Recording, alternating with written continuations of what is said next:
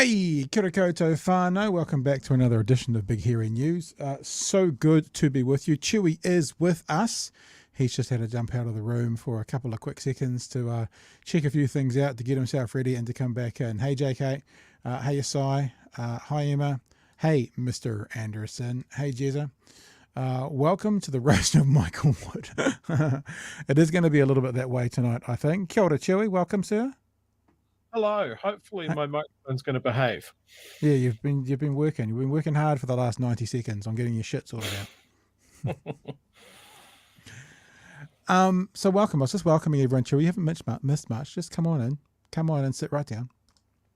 Good to be back with everyone. And yes, tonight, obviously, after our conversations last night, we are continuing that conversation to do with Michael Wood. And I'll have to actually say, I'm very excited that Lloyd Burr, former afternoon host of Today FM, I see him writing for News Hub. So it looks like he's fallen to another job. Okay. He's done some writing for News Hub today. I actually was texting with Lloyd this afternoon, and I said, because every time that, for those of you who don't know, I was doing a weekly spot on Today FM with Lloyd, and he'd always go, Pat Brittenden from Dunedin, broadcaster, Big Hairy News. God, I love that name. And I'm like, well, come on and talk to us and find out what it's all about. And Lloyd's busy tonight, but he said he will come on tomorrow night. So I guess we have to say now, political journalist at News Hub, Lloyd Burr will be joining us tomorrow night. But I was just very, very excited to see Lloyd, his name in print. Obviously, he's walked into another job, and that's what we want for people who have been shat on by one particular media company to be able to continue their wares, and he has. So tomorrow night, we'll be talking to Lloyd about Michael Wood, because I suspect tomorrow there'll be even more news about it. I suspect that maybe tomorrow we'll be wrapping up the story, because last night the story kind of broke. Well, it didn't break last night, but the story was, he's forgotten a few things. Tonight it's like, holy shit, he's forgotten more than just a few things, and tomorrow it'll probably be, here's the conclusion. And so Lloyd will be on for that as well. We won't get into that just yet though, Chewy. We'll just say g'day and kia ora. And I don't know if you got my text message this evening, but I got to watch Into the Spider-Verse this evening because you recommended it so highly. So I watched the first one this evening, and yes, I see what you mean. I don't know if it would be my favorite movie of the year it was out, but yeah, the animation in particular was very good, and it was a great story. Isn't it jaw dropping? Yeah, watching a comic book move. Yeah, I'll send you a comparison video. A companion video after the show that just really takes it apart. Just what's amazing about it. Cool bananas. Now, bunch of stuff to talk about tonight. One of the things I'm going to kickstart with tonight is something we talked about last night, because it's something I want to show Chewy that you sent through on Twitter about who Jordan Peterson really is, because there's a part of the start of that particularly short video, ironically, that is devastating to Jordan Peterson, and I want to show it. And the reason I want to show it is this was the clip we did last night talking around Jordan Peterson's tweet where he said, a catastrophic failure, yada, yada, yada.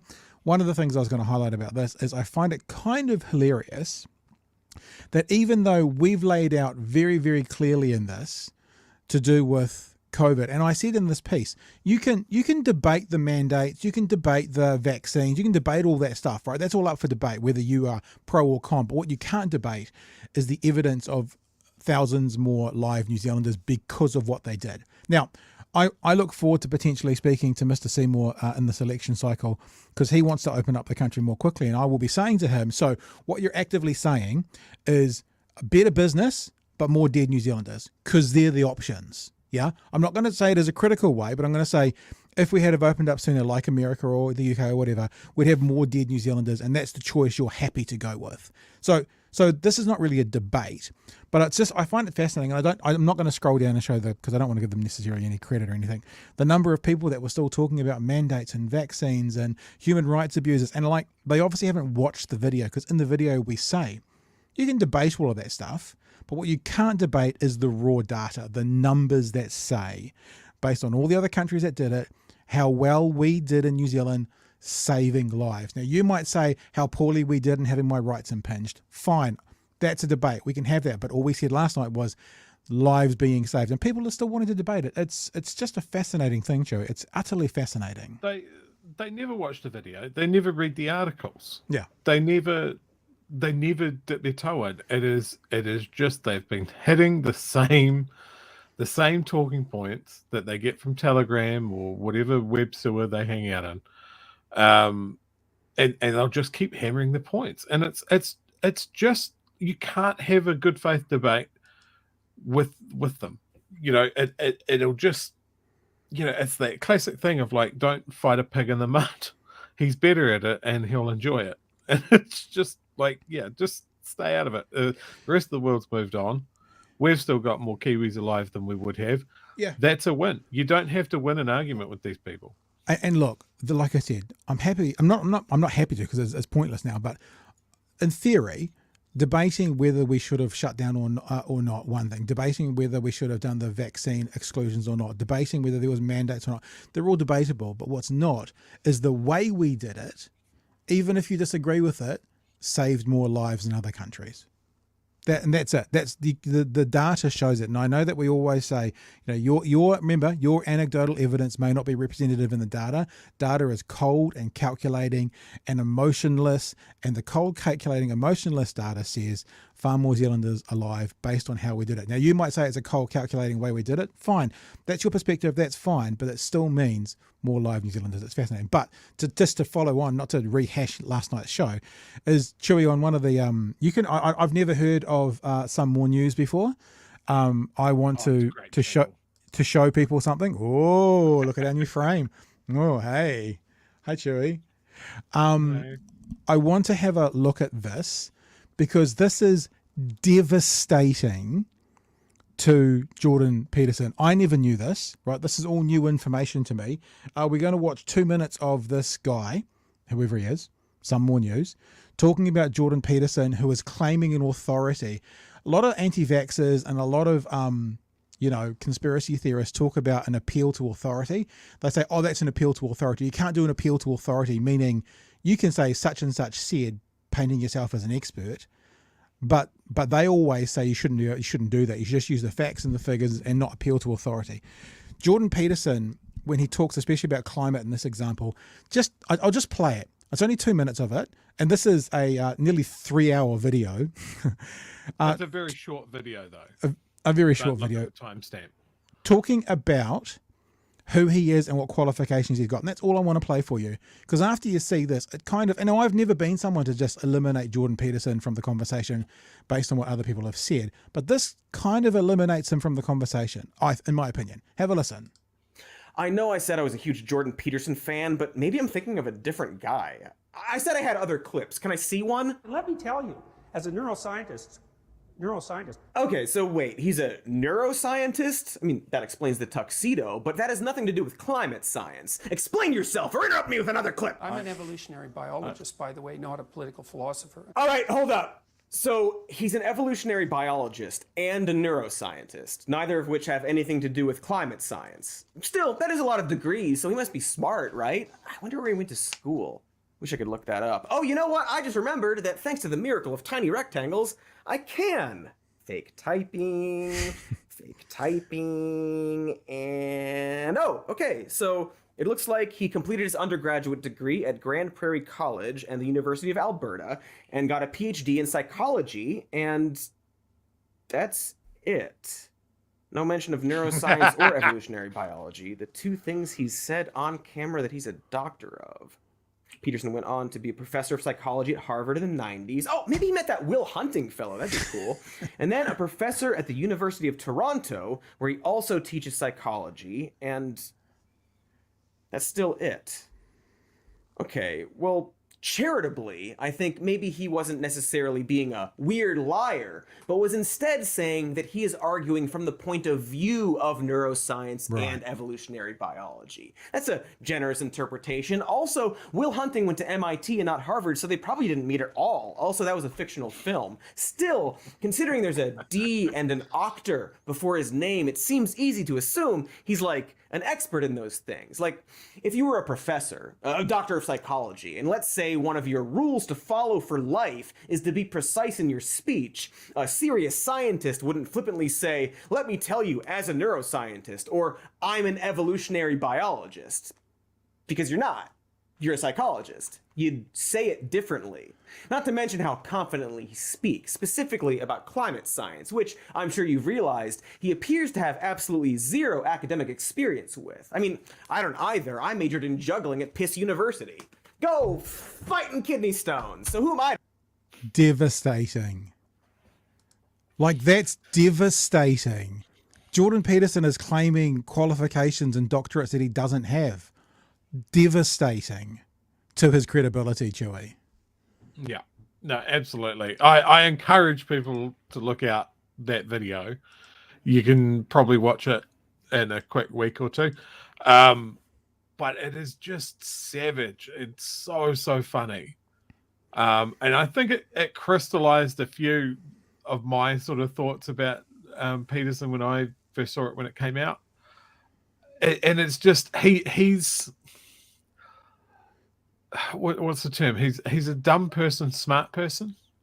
The smartest dumb person you know, or the dumbest smart person you know, something like that. Either or. But I mean, he's got the persona. He's got some academic background to him. Absolutely. He has even made some good points in the past. I don't want to take everything away from him. But when he wades into things that he just has no background in, yeah, he just shows his whole ass every time. Yeah. People are asking for the link. I've just put the link in all of the channels that we're currently live streaming in, so you can have a look at it for yourself. And this is the thing, yeah, and this is the thing that I often find with people. If you have to lie, right? If you have to lie, like, if you've got a good argument, he's a psychologist. He's obviously fucking smart. Like let's just not take his IQ or his academic smarts away from him. He's obviously smart. But then if you have to lie to try and say that you're an expert in everything, then you lose all credibility for the stuff you are an expert in. You know what I mean? It's like making up bullshit to win your point is actually means you have no credibility to make any point. And it's just that look, it's 3 hours. It's I've how far through am I? Hang on, I'm watching it in 3 different places. I am exactly 1 hour and 6 seconds through the 2 hour and 55 minute video. That was in the first 5 minutes. And that is devastating. There's no other way to say it, because he claims to be an evolutionary biologist and he claims to be a whatever it was, neuroscientist, and he's neither. And like the host has said, it's not he's saying this is what an evolutionary biologist would say. He says, I am. I just there's zero credibility.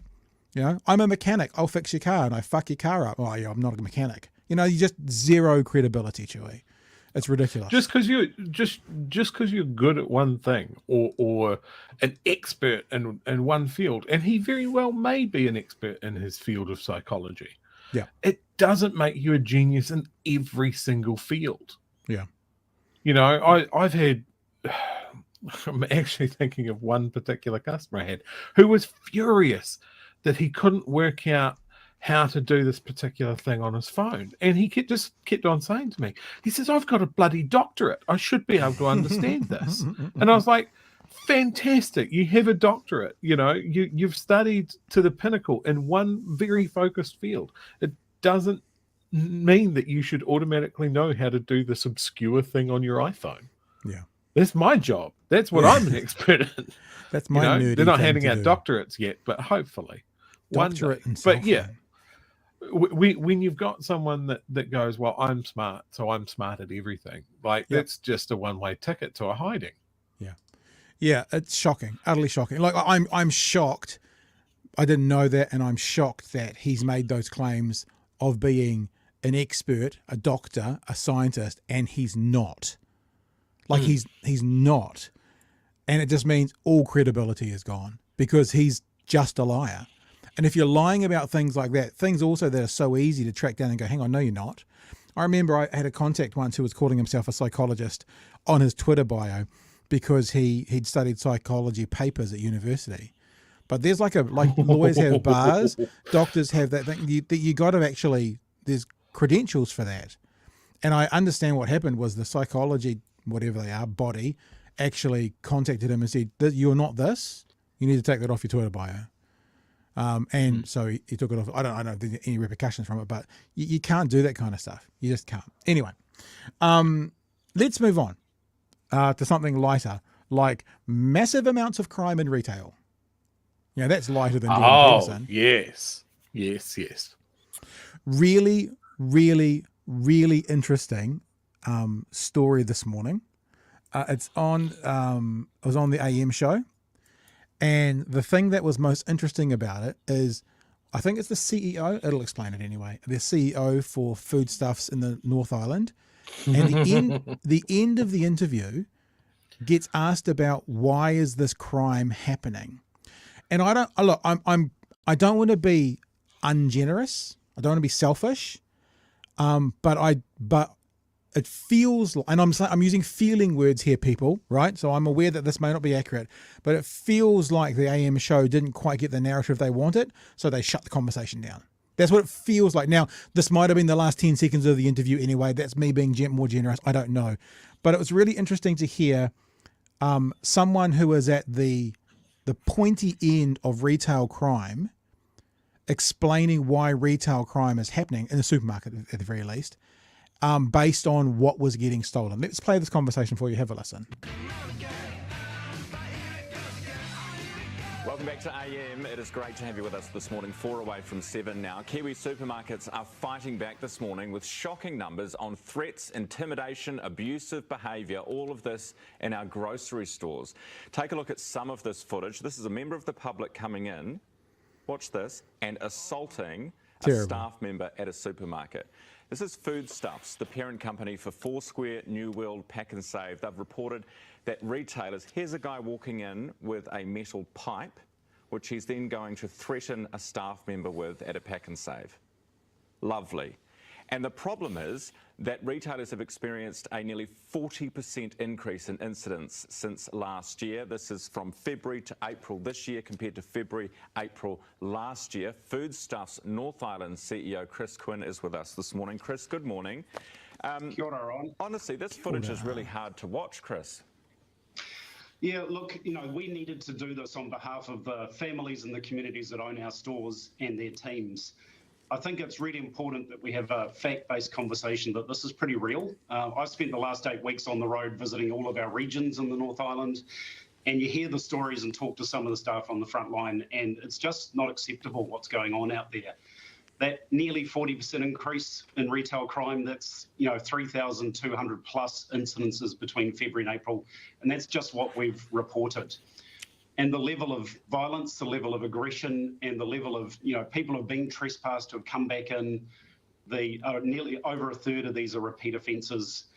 This is an issue that we need to be having a conversation about, and anyone who can make a difference too, we're keen to be working with, because we've got to solve this. We feel a duty for the safety of our customers and the safety of our teams in these stores. I should probably say, as now, to be fair, I can see that this was at 6:58 this morning. So probably, I want to be generous and say probably they cut it off because it was time for the 7 o'clock news. Let's just put that out there now and cancel the thought I had before. So there's two things, right? There's violence or more physical actions happening in supermarkets, and there's more product being stolen. And the question is why?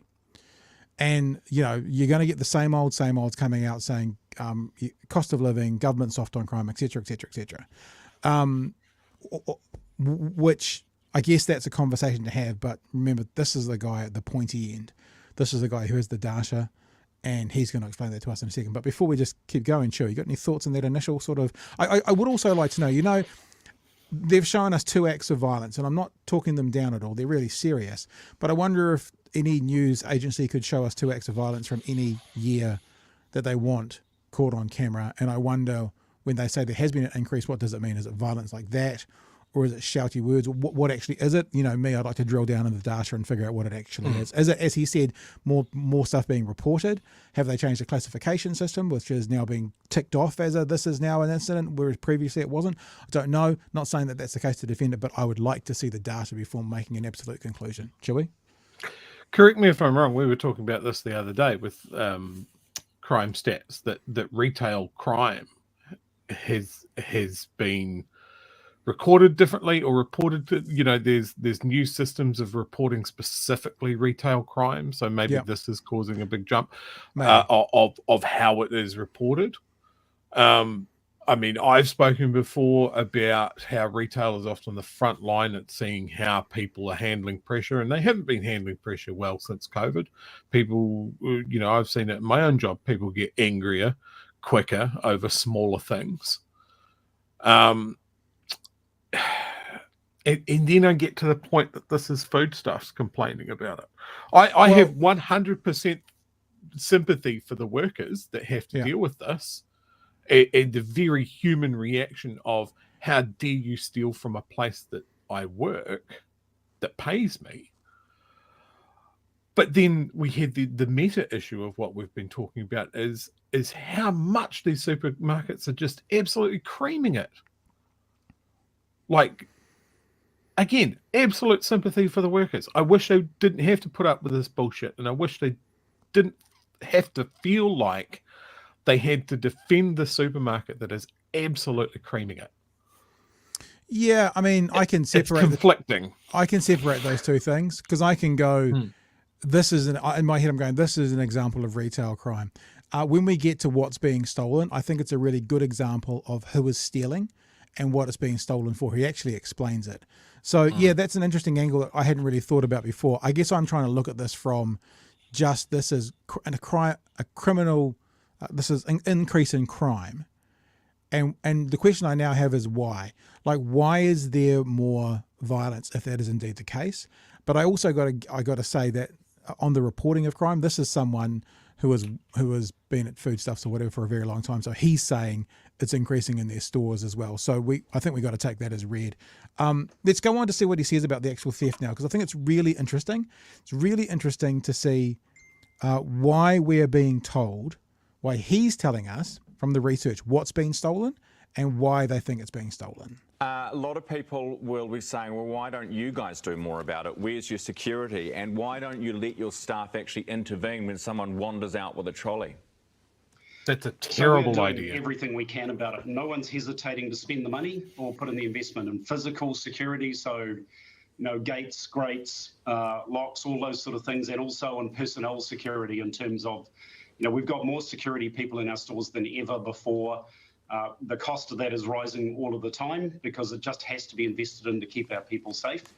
But still, some of the brazenness and some of the drivers for this sort of crime is really hard to work on. We don't have all of the answers. We're not experts in the cause and we're not experts in the fix. We have to keep our team safe and our customers safe in stores. And we have to be involved in a conversation right across New Zealand to go, this is not acceptable. Yeah. What can we do about it? We're looking at these stats as you're talking. To be involved Actually, in I'd like in a conversation. Can we Google super quick? This is for the country. This is what, February, March, April. So that's 3 months. So that's 100 days, right? And how many outlets do Foodstuffs have around the country? I'm not minimizing it, but I want the data. This is over 100 days, give or take. And there's 1,000 more incidents, give or take. So that's 10 incidents a day on average. How many outlets do Foodstuffs have? You add up all the supermarkets together. It's got to be 330. Okay, so that's 10 a day. So that's one extra incident every 30 stores a day. I'm not saying the increase is okay, but when you break it down like that, that doesn't seem like a huge increase. 1,000 extra increases, not good. 100 days, 10 a day, 300 stores, one every 3 stores. You think about it that way, it doesn't feel nearly as serious. Not saying it's not as a 36% increase. We're looking at these stats as you're talking, Chris. Chris, tell me because what you can tell us is actually what the problem is. Is this, families who are hard up during a cost of living crisis coming in to steal so that they can feed their children? Or are these organised criminals, in your view, who are going after specific high-value items? And look, I think that's a really important question to understand. So the security experts that we work with are telling us there are 3 main drivers of the bulk of this. The first is organised activity. So it's organised crime activity, stealing to order, stealing to a revenue or an ability to dispose of the product. The second level, sadly and unfortunately, is it's feeding an addiction, a habit, drugs or alcohol. And lastly, it is social media driven activity where people are trying to make themselves heroes on social media by doing things that probably cause a lot more damage than they actually steal in stock, but the effect on our teams and on our stores and on communities is just the same.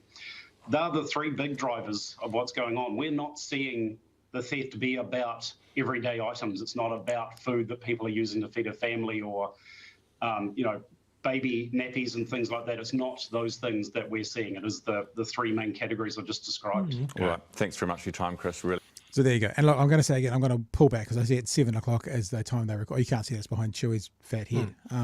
Let me do this one. That's right on 7 o'clock. See, there you go, 7 o'clock. So the reason they cut it off was news was coming up. So I withdraw and apologise. So stealing to order. So let's think about organised gang activity, whether it's actual gangs or gangs of people. It's people with addiction, so that'll be stealing from the alcohol department, or kids trying to be big knobs on Facebook, not cost of living. So we've heard it from the actual store. And like, to be honest, if anyone was going to have a reason to say fucking cost of living, fucking government, help us, it would be this dude. And he hasn't. He said what the main three drivers are. Now, we can question about the other things as well. You know, empathy for people with addictions and stuff, you know, knowing that personally myself. But what he's saying is it's not the cost of living. And that's the takeaway I want to have from this. Is the retail crime in supermarkets, according to the supermarket, is not being driven by the cost of living crisis. It's been driven by other things, Chewy. God, I'd love some more info on that, eh? Like, in the cases that I have personally seen, where people, like, real brazen, like, supermarket theft, the three that I can think of that I have heard of, you know, from people that worked in supermarkets, is that it's mainly meat. Well, that's probably stealing. That could be stealing to order meat. That's expensive, you know. People and then kind of sitting out the back of your truck. Could be. I don't know. And look, Rob's just said something very fair, and we should always do this. Information taken with a grain of salt. We haven't seen the data, just heard what he said, and that's fair. But I guess what I'm thinking is this would be the kind of this is big business. You know, this is big business. This would be a perfect place for someone to absolutely lay down that this is because of the cost of living, and they're actively saying it's not. If this is not the case, why would he be saying it? You know, so well, I have an angle on this. Go. You know, because if he was admitting that it was due to the cost of living, then it's a straight line to why are you charging so much? Why are you making so much profits? So the fact that there's been a consumer report into the supermarket saying yes, your specials are bullshit. You know, you have misleading advertising. Your profits are too high. We have a duopoly. It's not working. Yep. People are playing way over the barrel for food. What a great way to go. Oh no, people aren't stealing because they're hard up. They're stealing because it's not our fault. I also want to comment on his whole thing of going, oh, we're paying for more security and that sort of thing. Security guards in stores, it can be really a reactionary security theatre. It can also provoke a reaction from people. You know, if you have this guy that's eyeballing everybody as they come in and out of the shop, you already feel shitty, right? Yeah. I'm not saying that in the suggestion that people should, you know, what did Ryan say? That the staff should be free to engage them. That's a good way to get fucking stabbed in the car park. I think that's because there's a this has come out of America, you know, people going into jewelries and just taking it and just walking off and no one engaging. And I think that there is a bunch of people who are thinking, why don't someone step in and fucking stop them? And you're right. That's why, what you've just said. That's why they don't. Every single retail job that I have worked since my mid-teens, in the case of a robbery or a shoplifter, the thing is, let him have it. It's not worth getting hurt. We have insurance. We have insurance. Yeah. You know, it's not worth chasing someone down the street into an alleyway, and getting your ass beat. So let me nutshell this back to you. We're like in a counselling couples thing now, Chewy, because now I'm going to repeat back to you what you said to make sure I understand, and then we can move on with our relationship. You're saying, you're questioning, is Foodstuffs basically actively not blaming the cost of living so they can then say, see, our prices aren't too high? That's an angle of what you're saying. You're saying that they're trying to figure out a way to actually, for them, it's good press not to be the cost of living, because then people don't look at their prices as being too expensive. I think those two things are linked. You Yeah. know, if there's a rash of people that are stealing daily basics to feed their families, and they're making super profits, then something is out of whack in society, and we know that. But if they're saying, oh look, there are people coming in to steal high end goods, and it's not about this, or they're all drug addicts, or there's some sort of international cartel of meat stealers, or it's not really retail crime. It's TikTok. It's people. It's the kids coming in to do the TikToks. But there's an angle. This is the thing, causing the retail crime. But we've been saying that. We've been saying that about the ram raids for the last 6 months. Social media is driving a lot of it. So I guess, I guess everyone's right, except me apparently, that we need to see the raw data and have a look at it, because I see your point. And look, I think we should investigate it further, and maybe we get them on and just say, you know, you guys are making $1 billion a minute. Is that the official number? Something like that in super profits. And why are people stealing from you? Yeah. No, interesting. That's an interesting angle. Yep. I appreciate it. And I mean, the other aspect, and I kind of hinted at this before, right? There's so many stories in the media about how much money these supermarkets are making. And that really does sort of go, well, if they're stealing from us, then I'm going to steal from them, and it's okay. You know, I think for some people that would, you know, I'm gonna even the scales a little bit myself. Not saying it's right. I'm saying I can see how someone can get there. I guess you could also argue, I'm now kind of flipping this around and thinking about what you've just said. You also could argue that people could be stealing high price items to then go and sell, to then come back and buy their nappies and essentials, because it's a lot harder to put 24 nappies down your pants than it is a bottle of vodka or something that you can sell for $30 or $40 or whatever. Yep. So it could be feeding that as well.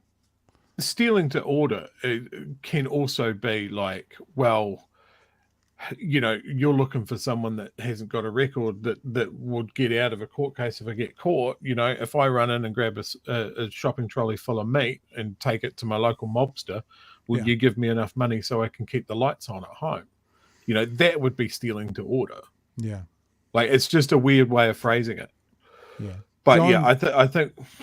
John in the chat said something quite interesting. I think we should read this one out. John says, as a neuroscientist and a rocket scientist, this is some pretty speculative cod psychology. So John's a neuroscientist and a rocket scientist as well. So we should connect him up with Jordan Peterson. I'm sure they'll all get on well together. I want to tell you one more thing, actually. And this is, there's an element of me, Chewy, that's just fairly rebellious. You may not be aware of that. Local Pack and Save here in Dunedin has a note up on the board on the window as you walk in that says they've got the right to search bags and it's a condition of entry. Complete horseshit, completely against the law, completely can't touch you. Can't touch you, not allowed to do it. And I've actually had an interaction with one person before, and because I'm the kind of person, if I'm walking out of JB Hi-Fi and someone says, can I look in your bag please, I say no, sorry, I don't know what's in my bag, I don't know how many grams of meth I've got on me that day, no, it's not going to happen. And it happened at Pack and Save, and I was like, no. And the manager came over, and I was like, well, no, you don't have any right to do it. It's a condition on entering. I'm like, you can't. It's like I watch those First Amendment auditors in America on internet, and they say you can't take photos in this public area. And the guy always says, but you can put up a sign that says no black people allowed. Doesn't mean it's legal. Just because there's a sign up doesn't mean it's legal. Just because they've got a sign up that says it's a condition of entry that if we want to search your bags, we can, or we actually can't. The only place that can do that is a private club, and there are private clubs that you sign up for. There's one in America called Sam's Club. I think Costco in New Zealand is a private club. They can put different, because you have to be a member to buy things from there, but it takes like 2 seconds to become a member. They can put different conditions on, but a supermarket can't. So, bit of a digression there. I guess it's on my tits at the moment, and that was just something I thought I'd share. Anyway, fair enough. Thank you, Pat's tits. That's all right. Let's have a look at still probably one of the biggest stories of the day at the moment, and that's our old mate Michael Wood, the closest shore. It's been revealed that stood-down Transport Minister Michael Wood was actually reminded a dozen times to get rid of his Auckland Airport shares, but didn't. And his sloppiness meant that today the Prime Minister was feeling the heat. Senior political reporter Benedict Collins has more. A dozen. It was another tough day at the 12. office. Minister, have you sold your shares yet? No, I haven't. I have this morning engaged with my broker to get that process underway. When do you expect that to happen? I expect it to happen pretty soon. In You'd 12 sure hope weeks. So officials have been at him for ages to sell his Auckland Airport shares. This is something I lost sight of. Are you lucky to still be a minister? Look, as is always the case for ministers, we serve at the pleasure of the Prime Minister. Inside the House, it wasn't too pleasant for the Prime Minister. On what occasions did the Cabinet Office ask Minister Michael Wood whether he'd Right, what we're actually going to do, because TVNZ does a thing here, and they're not doing it for Chippy's sake, but they Invested his speed up his shares in answers. Auckland We're going to play the Airport. answers. On the 19th of November 2020, 9th and 14th of December 2020, 24th of March 2021, 30th of June 2021, 17th of December 2021, 1st of March 2022, 28th of March 2022, 4th of May 2022, 16th of January 2023, 6th of March 2023, and 27th of March 2023. Does he think it was honest of Michael Wood to, on 12 occasions, Can I just suggest, though, like this is a terrible look, right? We got that. But isn't questioning someone's honesty kind of going into the gutter? Just to reiterate a little conversation we had last week. Isn't that kind of going into the gutter, questioning honesty? I mean, I'm just putting it out there. You don't want to... It would be inappropriate for a political party to go to the gutter, wouldn't it, Chewy? Would it be? Maybe? I see what you're doing there, Pat, and I acknowledge it. commit to divest his shares, but then on 12 occasions fail to do so? Mr. Speaker, as I indicated yesterday, I think he should have divested the shares when he first said he was going to. While holding Auckland Airport shares, Michael Wood declined to give the North Shore Aero Club official airport status. Michael Wood should go. I've received an assurance from Michael Wood that his personal shareholdings have not in any way influenced any of the decisions that he... Not good enough, Chippy. I received an assurance. I'm sure everyone received assurances he was going to sell the shares at one stage as well. Not good enough. The appearance of a conflict of interest is pretty much as bad in the political world as the conflict of interest. We gave credit to David Seymour yesterday for being balanced, and it's fair today that David Seymour has changed his tune with new information, Chewy. I do want to push back on one little thing there. Go. I've seen a few stories talking about this North Shore Aerodrome pushing for full airport status. Like, that was a reason that the application was declined. The implication there is that Wood didn't want his share prices affected if there was competition to Auckland Airport, like Auckland International Airport, from the North Shore Aerodrome. Like, I think that's a bit of a beat up, personally. I agree, but we talked about the baseless attacks that Nicola Willis was talking about last week, and we said there's easily a foundation or a base for these attacks. The attack you're talking about, which is a bit OTT, there is easily a foundation or a base for that to be made. Absolutely, based on this. It's the same. Let's get to the end of Chippy. He is taken as Minister of Transport. In his electorate today, a range of reactions to their MP's troubles. Quite sad, and it's pretty shocking too. Oh, I think it's a real shame. But if it's actually for the airport shares, I think it's silly of them not to have actually to disclose that. A view shared by Michael Wood's colleagues too. Benedict Collins. Right, a few bits and bobs. So this is a really interesting article. Again, you know, if there's fodder you give to the opposition. Oh, okay. Here's how much Michael Wood's shares have increased in value since he was first asked to sell. Obviously, it's not going to be a huge amount of money. But it says this. Prime Minister Chris Hipkins said the first time he was asked was November 19th, 2020. At that point, the shares had had recovered from the worst of their COVID lows and were now changing hands for $7.72. Today, they're worth $8.61, valuing Wood's holding at just over $13,000. Greg Smith, head of retail at Devon Funds, said the gain over the period was about 11.5% or $1,360. Now, these guys, as ministers, make $5,700 a week. So the money side of things is not particularly an it's issue. not about the money, is it? But this could be worth millions, or it could be worth less than this. I don't think the money aspect is what the debate is. It's the conflict of interest, and the absolute numbskull move of not doing anything after being asked 12 times. Here's the lovely Lloyd Burr's article. Now, I'm going to play this again. We've just seen this, but I actually kind of feel like it's a bit of a get out of jail free card for Labor to zip through those things. You know, like when you're pulling something slowly, it can be more painful. Labor deserves a bit of pain for this. So let's just play this in real time and then we'll move on. Thank you, Mr. Speaker. My question is to the Prime Minister and asks, on what occasions did the Cabinet Office ask Minister Michael Wood whether he'd divested his shares in Auckland Airport? And in each instance, what commitments, if any, did the Minister make to the Cabinet Office about any next steps he would take? The Right Honourable Prime Minister. Mr. Speaker, I asked the Cabinet Office to provide a detailed timeline of their interactions, and following a review of the records, I have been advised that on the 19th of November 2020, 9th and 14th of December 2020, 24th of March 2021, 30 June 2021, 17 December 2021, 1st of March 2022, 28th of March 2022, 4th of May 2022, 16th of January 2023, 6th of March 2023 and 27th of March 2023, the Cabinet Office sought to confirm whether he had divested the shareholding. Throughout the process, Michael Wood confirmed that he was about to or was in the process of divesting the shareholdings. Which is what he just said to a reporter out there as well. How? Yeah. But, you know, I feel like, you know, we play each ball on its merits. I feel like, I know that TVNZ, were we watching TVNZ or was it News Hub? Whatever.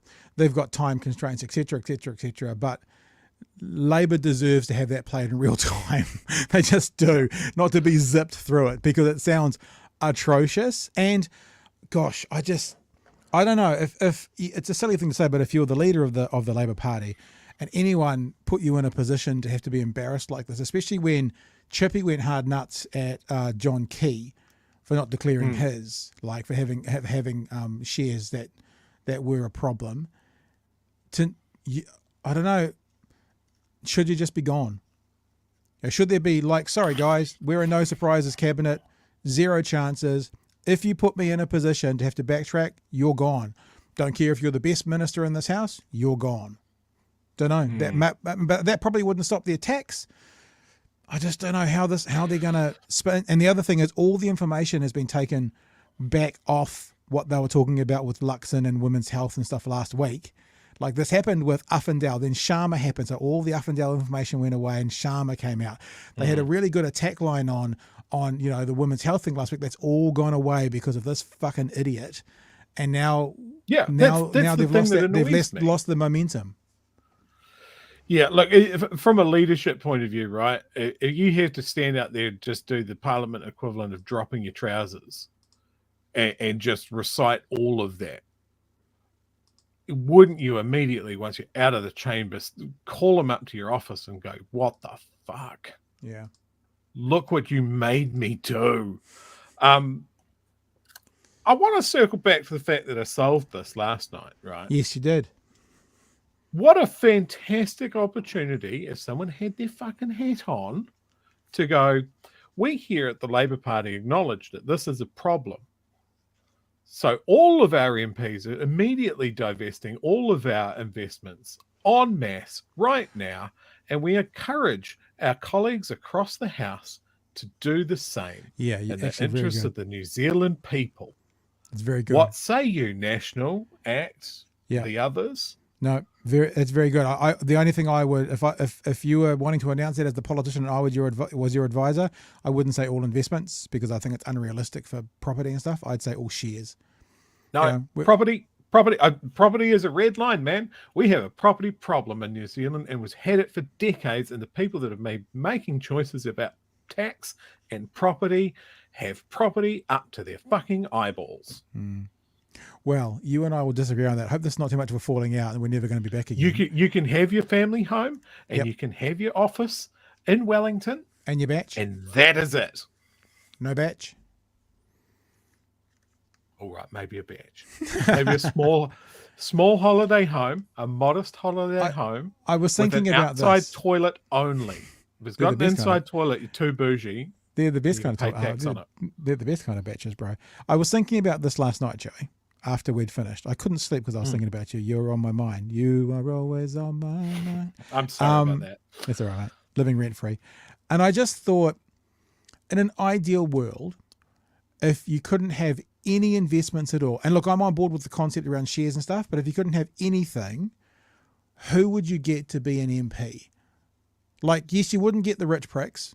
Fine, that might be good for a Marxist like you, but who would you get? Like, I mean, if we look at people who own properties and shares and stuff, they're probably in every party they've got them. If we did that, who would we lose? Like, I'm not saying lose like as in, oh, we can't lose them, but like who would be gone if that was the case? I'm not telling them to give it away. They're going to get the value of their investments. Just don't be holding on to investments while you're doing a job for the rest of us. You know, you have the money.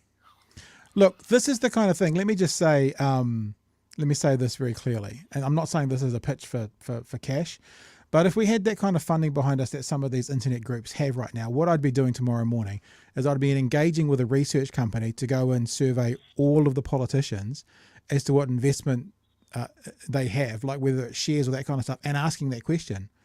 Would you give kind of have an insight into that a little bit, right? We've got the report of what is it? Can never pronounce the word, but their interests, fiduciary interests. Yeah, there's a report that comes out every now and then, and it's too dry balls for anyone apart from journalists to actually go through. But you do find it's like this person has 3, 7, 15 houses in a portfolio. They have a family trust. They have a blind trust for investments. You know, but nobody ever looks at it. Nobody, you know.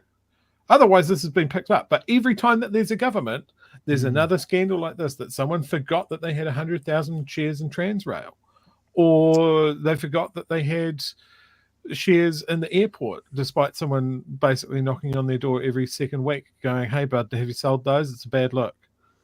You know, it keeps happening. So it's a problem. Yeah, no, you're right. And so there needs to be a solution. You know, Chewy's solution is up there. Nationalize our politicians. And everything else and where it is right now is below that, and probably the middle ground is where we need to pitch it maybe. All right. Hey, let's have a look at because we're in the Deep South, we always like to support our brethren in the Deep South. So I think it's time to have a look at the Mayor of Invercargill right now going full Chantal Baker at a public meeting. A public meeting run by the New Zealand Taxpayers Union called Hands Off Our Homes. I think that might be a code word for penises, but I'm not entirely sure. And this is the Mayor of Invercargill, Nobby Clark. I think is his name. Just to emphasise, that is Mayor Nobby. And I wanted to play this because, you know, we were talking about the Voices for Fuckwits group that were putting up people, and we were saying like none of them got through. Maybe none of them got through, but they're out there, and they're in, like, the ideology's out there, and it's in positions of local body power. So this is Nobby Clark 3 days ago at an open meeting talking about the government-controlled media. The other issues you touched on about the mention of the media, and Mike's here, so he'll understand exactly what I'm about to say. This current government controls the media. They have a $50 million democracy fund for the media every year. So there are, I think, about 10 or 11 or 12 conditions that, as a media source, you have to comply with to get your share of the fund. If you don't comply, you don't get it. So one of the conditions is you don't criticise iwi, and you don't raise any journalism that might throw them into a bad light.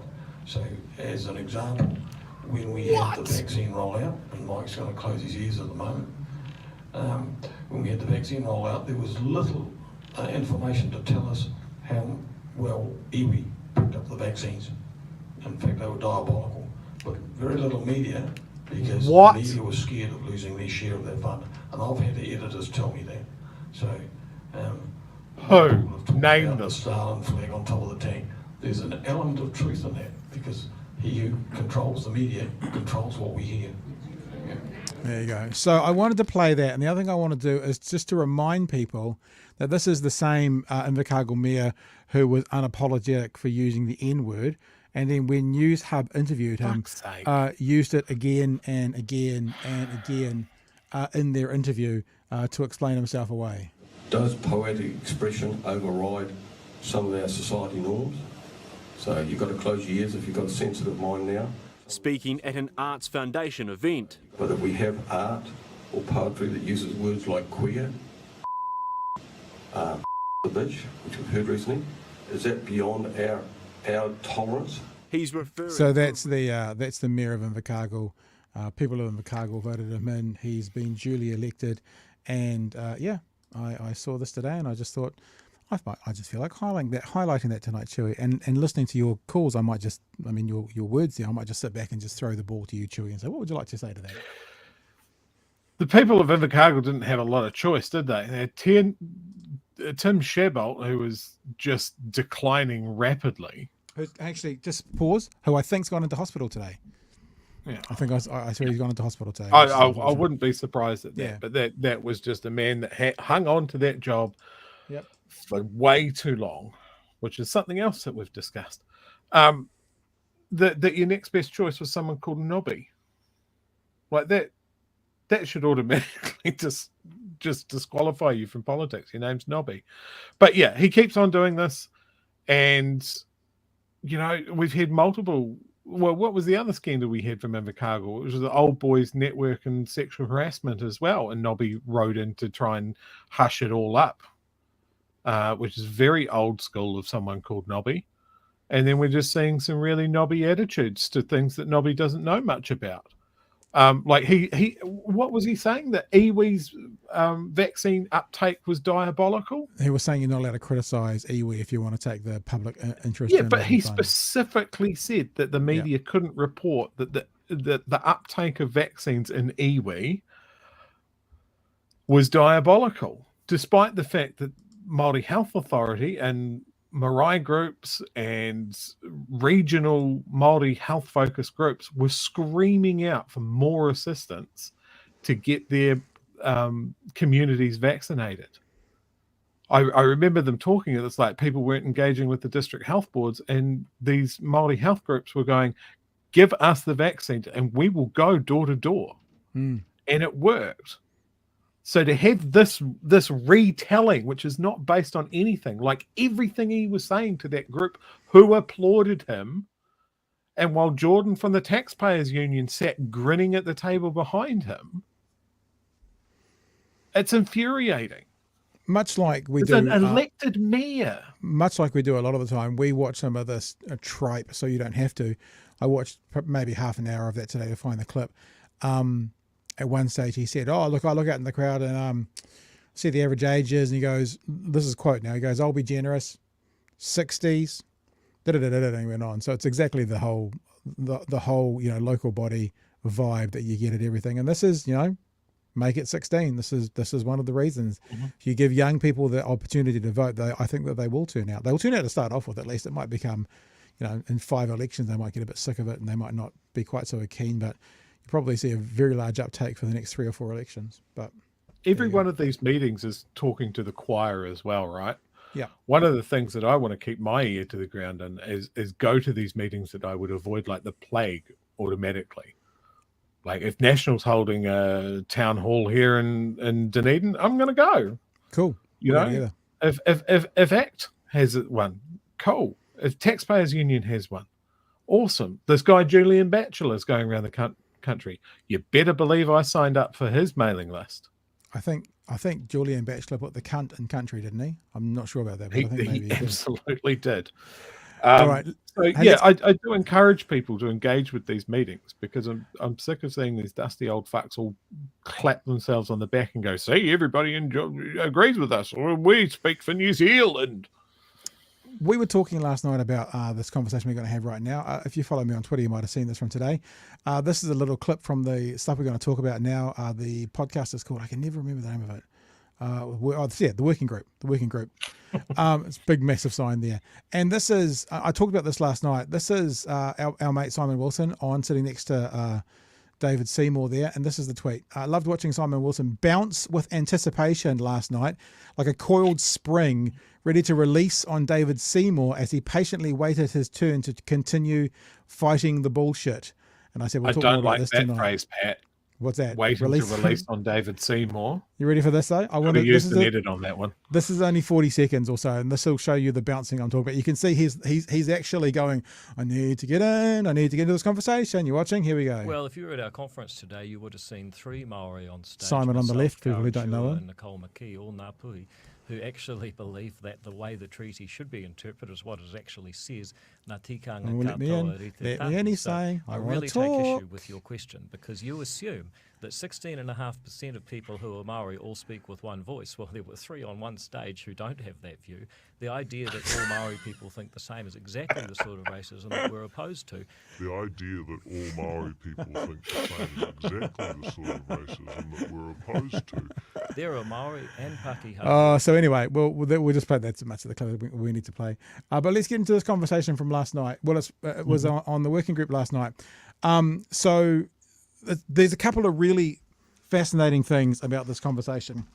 One is that of all the people in the world, David Seymour is annoyed and gets a little offended that Simon Wilson is, quote, snipping and a bit snarky. David Seymour is worried about someone else snipping and being a bit snarky. But this is a very good conversation. And the good thing about this is the response that Simon gives to David Seymour's face. And we said this last week when we showed a clip where David Seymour looked a little bit uncomfortable. When you get the right person, and Simon Wilson is the right person, actually saying to his face that your policies are shallow, and David Seymour goes, how? And he explains it. Watch David Seymour's body language. This is gold dust, people. I've heard quite a lot in the last, whatever it is, 10 minutes or so of just complete nonsense, but I just want to pick up on just 2 of the points. Damien, first, the left smashes stuff up when it doesn't get its way. I think if you... So for clarity, Damien Grant had said the left smashes stuff up when it don't get their way, like as in they just get violent. That's what he said. Just a point of order, that's Damien Grant, the twice convicted fraudster. You said that last time. I don't know the details of that, but I guess so. Yes, I did look that up after you said that to make sure that there was something in there. But yeah, okay. Yeah. So he was saying that the left are violent, basically, and this is the response from Simon. Is this first response to him? Damien, first, the left smashes stuff up when it doesn't get its way. I think if you look at the history of political action in this country, you'd have to say that the left has been enormously frustrated on so many fronts for decades and actually doesn't smash things up. If people were smashing things up on the left, they would be doing it over climate change at the moment, and Māori would be doing it too because of the baked-in inequities that they confront every day in their lives, and have people like the 2 of you saying nothing to see here. Oh, Simon Wilson speaking for Maori now. Okay, that is an extraordinary level of actual peaceful opposition. People are not smashing things up in this country. The only people who did that were the protesters at Parliament. And Murray's Cossacks. Don't forget Murray's Cossacks. I said there were 2 things, and the second thing was I wanted to agree with David Seymour. Look at Seymour's body language. Chance to do it. The 20% aim. I wrote about this last week. I said there's a real chance that ACT will be sitting on 20%, the National will be sitting on 30%, and if we're looking at a scenario like that, I think we're looking at the next election where ACT will be saying let's flip that, and would have every chance of doing so. So there's a really big issue at stake in this election, which for everybody, which is, what do we think about ACT? Do we want that to happen? Do we want them to become a really mainstream party in this country? Isn't it just beautiful that he's talking about David Seymour and ACT like he's not there? He's talking about the only way to do it. Like a parent talking about, oh yes, my child would like a sandwich and a bottle of water, please, rather than the child. It's like that. Now, we haven't talked about this actually. At the ACT party conference, they announced, obviously they're going to get rid of all this bureaucracy, but they announced they were going to bring in a layer of bureaucracy that was basically going to be a ministry to look after other ministries. And I wanted to explain that in case people hadn't heard about that yet, because this is one of the criticisms laid at the feet of David Seymour in this conversation. And leave behind the kind of fringe status they've had. I also said that one of the ways in which they are doing that is that they are appealing to a whole range of frustrations and disappointments and feeling left out. And I quoted Nikki Hager before talking about people who are motivated by that sense of grievance. I think they are appealing to that in a way that is really counterproductive in the way we move society forward. And I took some heart from their conference in the weekend because the flagship policy appeared to be creating what I think of as a ministry of silly walks. And the studio is too small for David to demonstrate it. But the idea that you're going to fight red tape regulation with a ministry of red tape is extraordinary. And it's a very good example of how you go, hey, whistle, whistle, whistle, there's a problem here for everyone who thinks they've got a grievance. And it doesn't make any sense at all. So hold on. So I just want to pull up on this. So you have a problem with a political party that stokes a sense of grievance. You have a problem with a political party that goes out there and says to people... Fishing to say something about the Māori Party, obviously, but wait for the response. I have a problem when it's not based on anything substantial. Because there is a political... So Simon, did you actually read our policy on regulatory reform? Look at the body language. Oh, I totally did, yes. And so, what's not substantial about it? What's not substantial about it? Every government could do things better. Every government, every administration could have better ways of doing things, more streamlined and more efficient, and that is a constant quest, should be a constant quest for all governments to do that. But the idea that you're going to have a separate ministry that will say to that other ministry over there, we don't think your regulations make sense, that other ministry over there is going to say, well, actually, give us time, we're going to come back to you, and they're going to argue. It's just going to go on and on and on. That is complete nonsense and a waste of time and money. Let me just fill in for the listener. Now, just first of all, just note, I mean, David Seymour doesn't like it, obviously. He's offended. Look at his body language and how he's responding. But there's a pretty concise commentary. There's nothing personal in that. You know, he's called it silly, but he's laid out his case, and he said this is why it's bad policy, right? So that's what he said. He hasn't actually attacked Seymour or necessarily ACT. He's just said bad policy, and this is the response from David Seymour. There's all the parts that Simon may have missed. First of all, there are actually a set of regulatory principles. What problem are we trying to solve? Is it properly defined? What are the costs and benefits of the new rule? Who do they fall on? Is that fair? At the moment, all of that is done right across the bureaucracy, but it's done very poorly and no one takes it seriously. Our idea is to concentrate that analysis in one specialist group who actually does the job well, with a minister who actually holds them accountable for doing the job.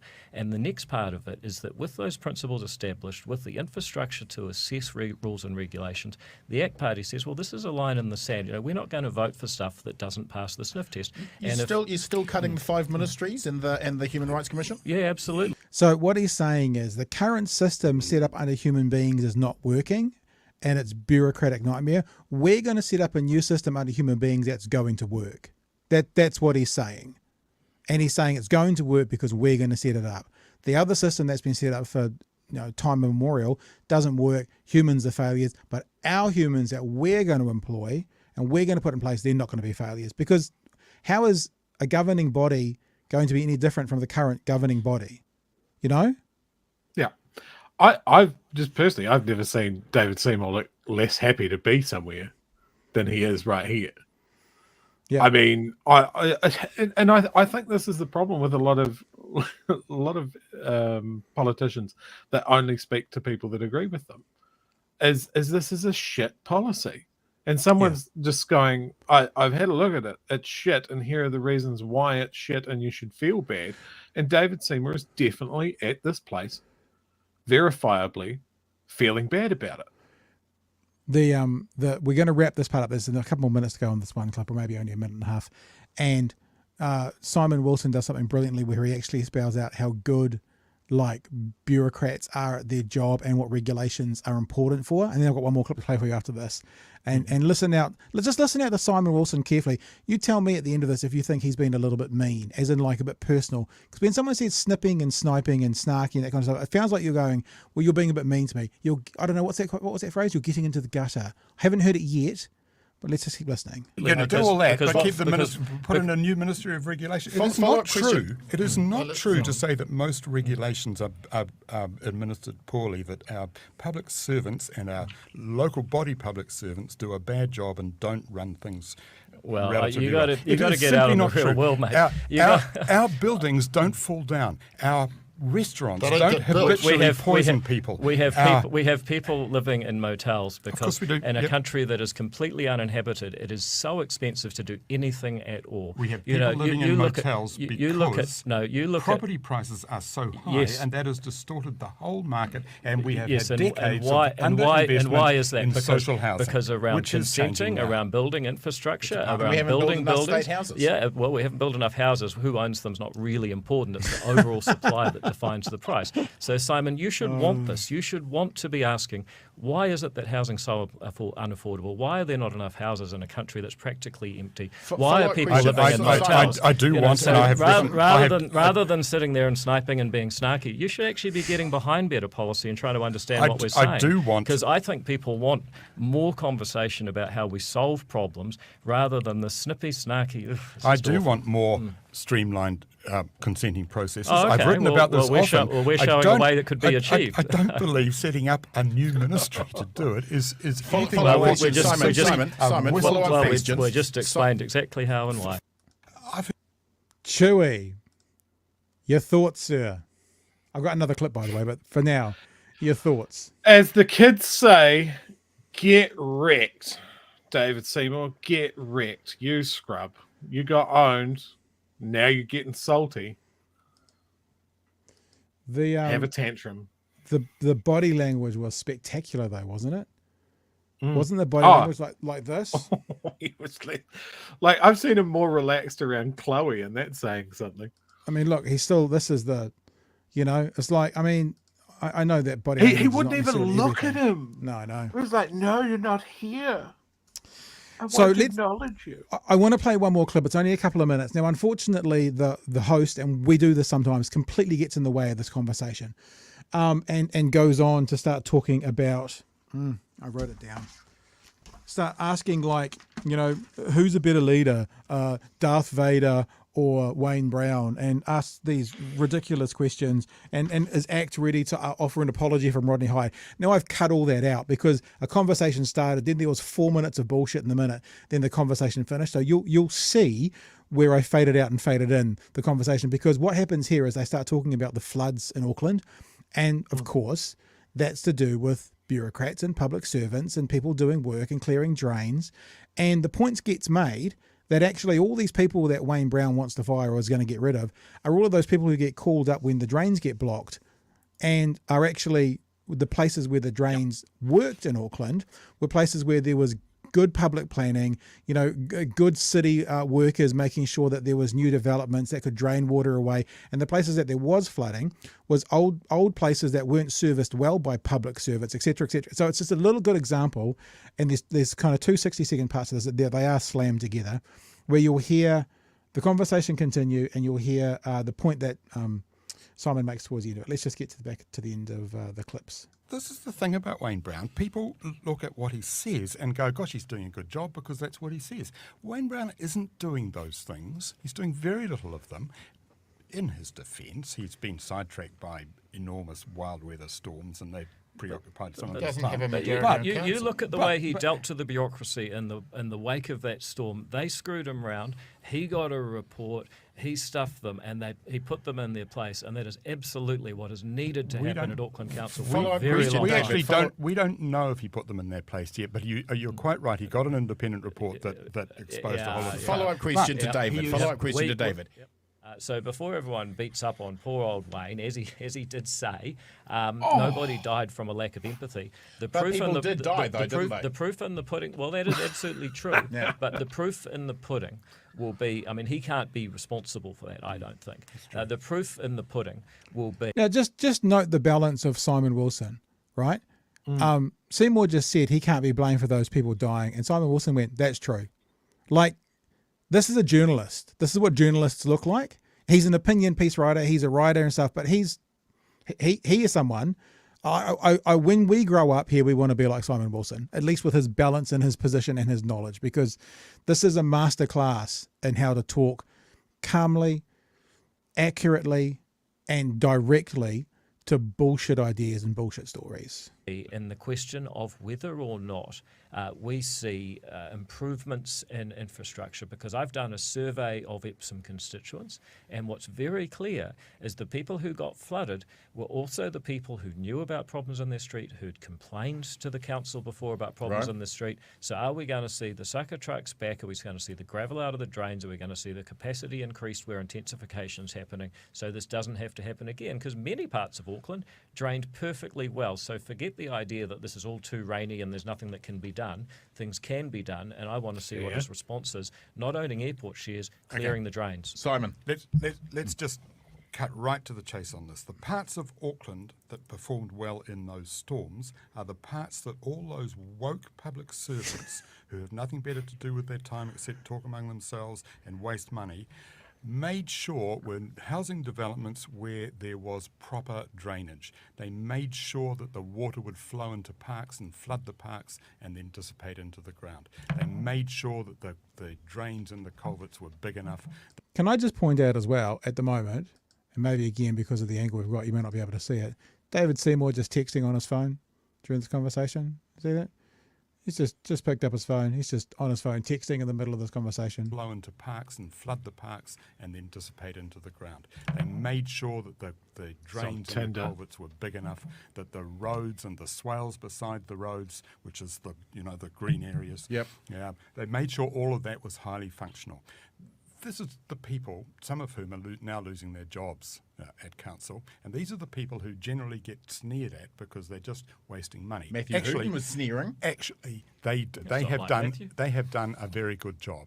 The parts of the city that flood badly are the parts that were built cheaply and poorly in previous times, not particularly through Len Brown or Phil Goff, although everybody's a bit culpable, but it goes back a long way. That it is the suburbs that were built in the 70s and the 80s. There you go. So in other words, these public servants and bureaucrats and public planners and city workers were a good reason why much of Auckland didn't flood. And yeah, but that's boring. It's boring work, and we never find out whether they've done a good job or not until 20 years have gone past. So why do we need them? I start a comment, but there's been so many comments. JK here, it's like saying firefighters aren't fighting fires 24/7. So let's close more fire stations. We actually saw examples of that in Auckland where they closed a central police station under national, and then a couple of years later complaining about inner city crime in Auckland. It's probably also a little bit like national standards. 2009, 2010, National Party brought in national standards, and now the National Party is complaining about all the 15-year-olds reading, writing, and arithmetic, which is a direct result of the policies they brought in 2009, 2010. You can only ever be held accountable for the things that happen while you're actively at the wheel, and never held accountable for the road you chose to drive down and then handed off to another driver. I just think Simon Wilson is my hero after last night. Yeah. I told you last night it was good from what I saw, and I went back and watched it again today. And this idea of just, he was calm and collected and factual and had opinion in there as well. But David Seymour looked uncoupled. I wonder if he was texting Brooke Van Velden going, "Get me the fuck out of here." That was what was happening in that kind of conversation where he picked up his phone and started. Someone's being mean to me, Brooke. Please. What do you do? What do you do when you can't just laugh it off in your hot pants whilst dancing for the stars? David Seymour could just be Googling, why are people being mean to me? Like it's a revelation to him. The only other thing that would have made that amazing, it was Chloe Schwalbert came out from left field with a steel chair. Always a steel chair with you. Always a steel chair. Always a steel chair. Hey, it's been a good show tonight, guys. I've appreciated you being with us. I want to say as well, what do people think of our new frame? Do we like our new frame? It doesn't work quite so well for this, does it? We need to fiddle with it more because like if we put up a thing and then we Yeah. go back the other way, it's Yeah. right over your face. Yeah. What about this one? That's not quite as good though, is it? No, that's upsetting. Because then It's the too. BHN's over me. All right. Hey, AQ, thanks for our patrons. If you enjoyed tonight's show was a good example about what we do. You know, we play each ball in its merits. We call balls and strikes, as the Americans would say. Labour needs a frickin' rocket at the moment. ACT got a rocket from Simon Wilson that we shared with you. And there are knobs in Invercargill. I think that's a pretty much summary of the whole show altogether, I think. If you like what we do and you want to support what we do, patreon.com/Big Hairy News. Thanks for being a part of what we do for the people who are already there. We're in June, so there will be another meetup, probably in 2 weekends. I've got 2 appointments for the next 2 Saturday mornings at 11, but probably the week after that there'll be another meetup. At the moment, we've still had everybody who is a patron and has the ability to come to our meetups. They're virtual meetups because we're all over the world, so that'll be happening before the end of June. Other than that, Chewy, I think we're pretty much done for the day. Is there any stupid tangent you want to take us on a journey to keep us here for the next 40 fucking minutes? I don't think I have a tangent, but we have literally put up like maybe 3 comments today. Do you want to go through a few? I just want to rip through a couple ones. Yeah, go. Going back to talking about the supermarkets and that sort of thing, Rob Burney agrees security guards are very much security theatre. They are not an effective deterrent to theft, and that's why they are seeing theft. He goes on to say, I would also suggest look at a lot of the security guards operating out there. These aren't bouncers. Some of them are pensioners. Absolutely. Again, not effective security. Well, but what security is supposed to be is watch and report. They're not supposed to engage. So I agree that pensioners are the least of your worries, but you know, if their job is to watch and report, then they can be any age, any gender. It doesn't really matter. So in that case, right, we know that these places are full of cameras. Yep. Why is it not a guy with a phone line and a comfy chair looking at cameras rather than putting someone in a high-vis who is going to be a target for someone with a steel bar? Yep. You know? Well, they probably have both. They probably have undercovers as well. Yeah. I would guess. So either way, they're putting someone in the front line that probably doesn't need to be there. Maybe. You know? Although you can, you know what I like at the supermarket, you can always get a better look when you're 4 feet away than when you're zooming in from the camera. But I don't disagree with you. But you know, maybe the answer is both. Having some presence there at the doors, having some undercovers in the store, and having someone on cameras, that's probably the best way to do it. Yep, absolutely. Carl here commenting on, I guess, MPs' invested interests. Anytime someone on the right demands more tax breaks for landlords or sitting on a massive property portfolio, I roll eyes almost to the back of my head. Absolutely. And on Nobby's comments about Māori and vaccination. Oh, no, wrong comment. Emma here says, I live in a predominantly Maori and Pacific area, and it was Māori wardens who were going door-to-door campaigning for the vaccine. Nice. So, again, making a huge swing at a demographic based on nothing. I think the Nobby thing as well, he said basically then there is some truth in these things. And there was some truth in the Māori vaccine thing. But the reason for that is many Māori have a reason not to trust the government. And so actually some more work needs to happen to get Māori on board sometimes, because I don't know if you've heard this before, but the government traditionally has fucked over Māori pretty hard. So there is already an innate distrust there amongst some. So yes, there may have been less of an uptake to start off with that needed more work to follow through. Yep. But the sweeping statement, so in other words, there might be some truth in what he said, but the broad brush that he painted with is utter nonsense.